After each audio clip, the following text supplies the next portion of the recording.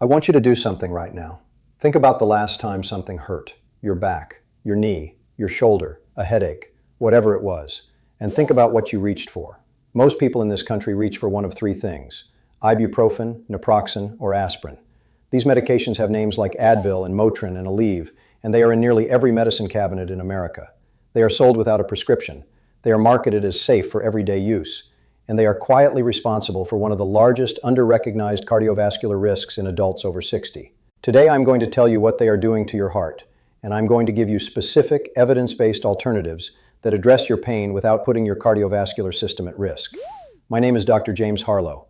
I have spent over 25 years in internal medicine, and in that time I have watched the conversation around pain medication and heart health evolve dramatically. What the research now shows about this class of drugs, called NSAIDs, non-steroidal anti-inflammatory drugs, is sobering.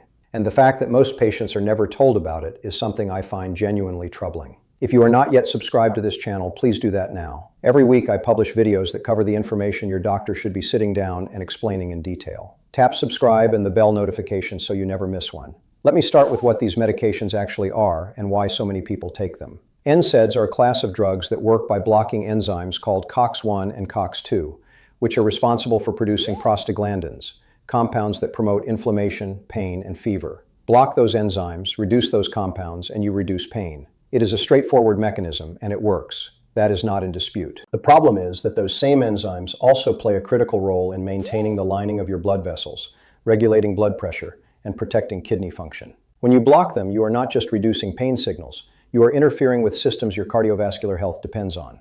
Risk number 5 is fluid retention and blood pressure elevation. One of the first things NSAIDs do in your body is cause your kidneys to retain sodium and water. More sodium and water in your bloodstream means more volume pressing against your arterial walls, which means elevated blood pressure. A systematic review published in the British Medical Journal analyzing over a dozen randomized trials found that regular NSAID use raised systolic blood pressure by an average of 5 millimeters of mercury.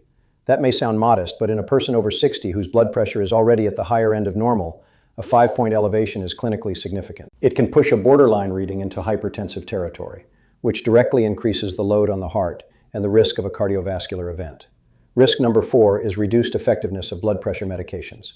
This one matters specifically if you are already being treated for hypertension. Many antihypertensive medications, particularly ACE inhibitors, ARBs, and diuretics, rely on the same kidney pathways that NSAIDs disrupt. When you take an NSAID regularly, you can effectively counteract the medication your doctor has prescribed to protect your heart. A study published in the Archives of Internal Medicine found that NSAID use was a significant factor in what physicians call resistant hypertension, blood pressure that remains elevated despite treatment, in a substantial percentage of patients who could not understand why their medication had stopped working. In many cases, it had not stopped working. The NSAID was working against it. Risk number 3 is direct damage to the inner lining of your arteries. The endothelium is the thin layer of cells lining your blood vessels. It is your body's primary defense against plaque formation, clotting, and arterial stiffness. NSAIDs, particularly at higher doses or with prolonged use, impair endothelial function, the ability of those cells to regulate blood flow and prevent damage. Research published in the journal Hypertension found that regular NSAID users showed measurable reductions in endothelial function compared to non-users, with the effect being most pronounced in adults over 60. When endothelial function declines, the risk of plaque buildup and arterial stiffness accelerates. Risk number 2 is increased risk of heart failure. Heart failure is not just a condition of the heart muscle. It is often a condition of fluid regulation. When the heart cannot pump efficiently enough to manage the fluid volume in the body, fluid backs up into the lungs, into the legs, into the tissues. NSAIDs, by causing the kidneys to retain sodium and water, directly increase the workload that a heart must manage. A major analysis published in the BMJ following over 8 million patients found that current NSAID use was associated with a significantly increased risk of hospital admission for heart failure, with the risk being highest in people with pre-existing cardiovascular risk factors, exactly the population that is most likely to be managing chronic pain and reaching for these medications. Risk number 1, the highest and most critical risk, is increased risk of heart attack. I want to be precise here because I think the evidence on this point deserves to be stated plainly. A comprehensive meta-analysis published in The Lancet in 2017, still one of the most cited studies on this topic, analyzed data from over 120,000 patients enrolled in randomized trials and found that high-dose ibuprofen approximately doubled the risk of major cardiovascular events, including heart attack. Diclofenac showed a similar risk profile.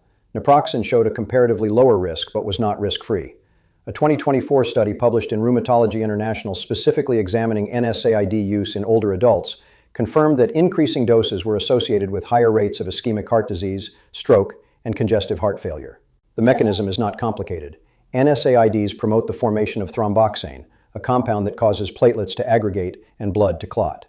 In an artery that is already partially narrowed by plaque, increased clotting tendency is precisely the condition that leads to a heart attack. I want to stop here for a moment. If any of this has been useful to you, leave a comment below. Tell me whether you have been taking any of these medications regularly, and whether your doctor ever had this conversation with you about the cardiovascular risks.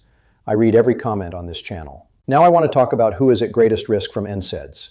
If you are over 60, you are in a higher risk category simply by age. If you have high blood pressure, a history of heart disease, kidney disease, or diabetes, your risk is substantially elevated. If you take blood thinners, the combination is particularly dangerous.